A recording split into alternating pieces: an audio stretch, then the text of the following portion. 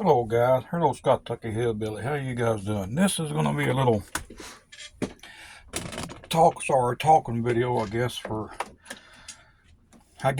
any gun owner, shooter, collector, old man. Most of them, my question, I want some responses, see what y'all think. It's bucket list guns. I've heard a lot of guys talk about this is on my bucket list, to get a certain said farm that they've really been wanting. And hell, I'm 63, so I got a lot less years ahead of me than I've had behind me. And if I go by the amount of farms, say since 1978, that I have sold, got rid of, traded, whatever, a lot of them are bucket list guns that I'll never be able to get back. Wished I kept, thought I would get them again, thought they would come across my path again, and a lot of them they haven't. Just that kind of crap. Anyway, I've heard guys talk about bucket list guns. What's on your bucket list? For me, I don't really per se think I really and truthfully have a bucket list gun. I've gotten to the age where I'm at. None of my kids like guns. Only one that does is my grandson, and he loves them like his old papa does. So luckily I have a little man that will get all of the farms that I have. Oh, I might leave one or two to one of the other kids, just not to single them out and feel like I shit on them. But he's the one that really messes with me since he was 2 years old. He's been in here in the reloading room helping me reload. When he was 3 years old, he'd sit up there on the press here, and I'd help him pull the ram, of course, and he'd always look up there and make sure it had powder in it. And then we would crimp it. He always said, "Gonna make them pretty now, Papaw." That's what he called them. We did the final crimp stage, and they'd come out and he'd grab the finished cartridge and put them in my box or whatever I was putting them in. He would look at them and, "Hoop, I dropped that one." He would look at it and expect it, make sure it had a primer and all that. And he would bend over and I'd make him look every case, make sure it had a powder charge and things like that. But anyway, to get back on what I was talking about, I don't per se have a bucket list gun for me. I've got, I'm not going to say, but I got more farms than I can shoot in probably a solid week period, if I'm putting rounds through them. Got more than I need by far, because my daddy, growing up, my father had basically two guns. He had his Ithaca Model 37, I think it was a Featherlight he got back in 51 or 52, 12 gauge. It had the old screw on, had the poly choke on the end of it. And he had a H&R, some kind of H&R revolver. That's about all I remember about, and that's all he ever had.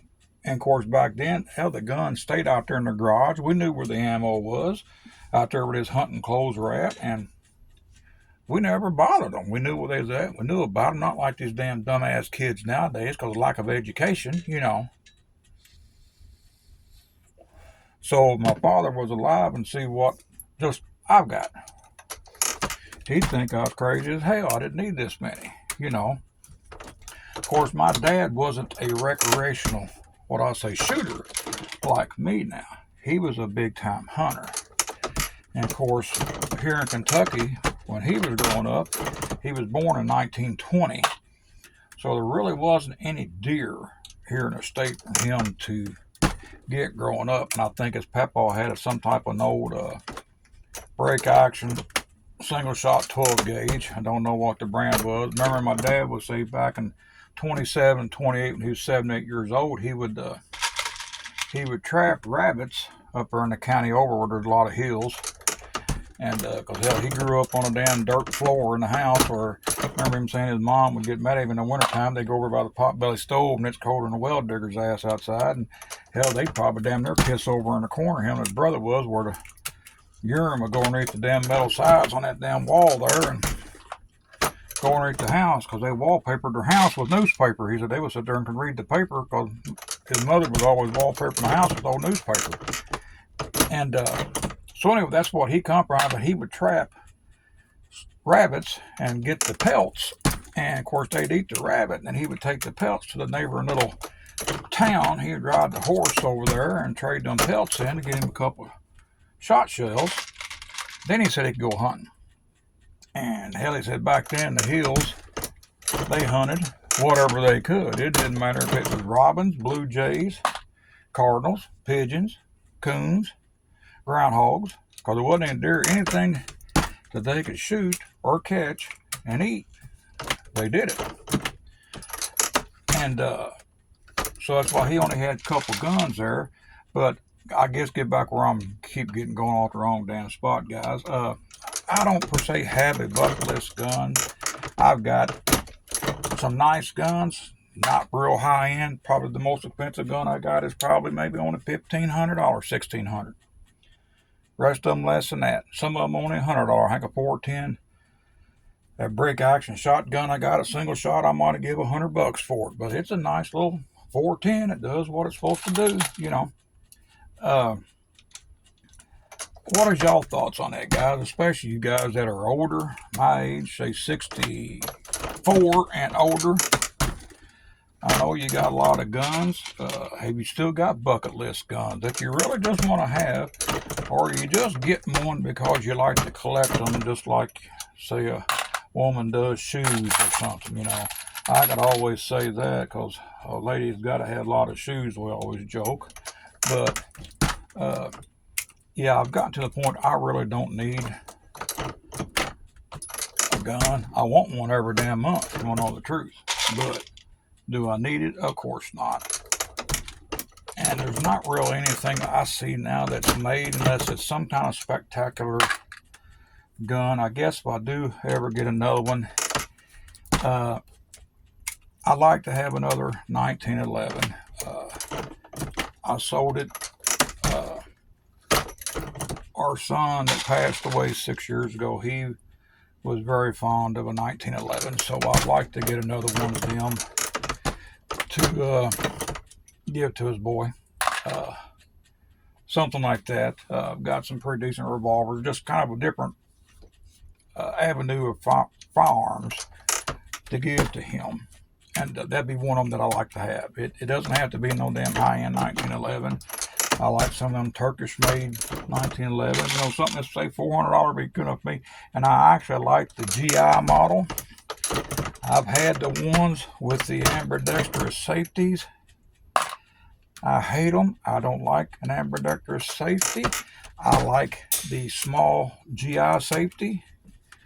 I do like the extended beaver tail now, so I don't get slide bit, but otherwise than that, the sights, I like the GI sights. I actually like the GI gun, it's basically what I'm getting at.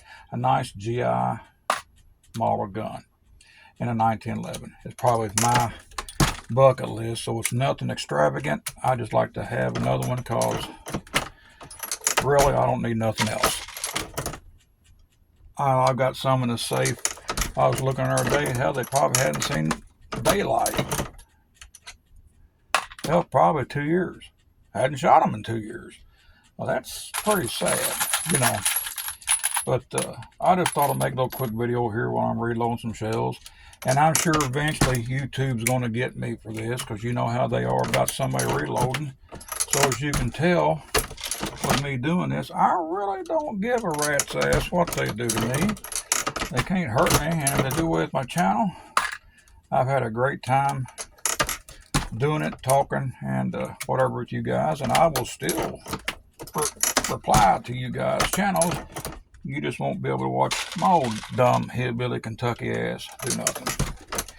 Alright guys, I just thought I'd ask you, let me know what some of your bucket lists are now, or even if you're my age, if you even need one. Alright guys, anyway, hillbilly loves you. God bless you. Take care guys. Bye-bye.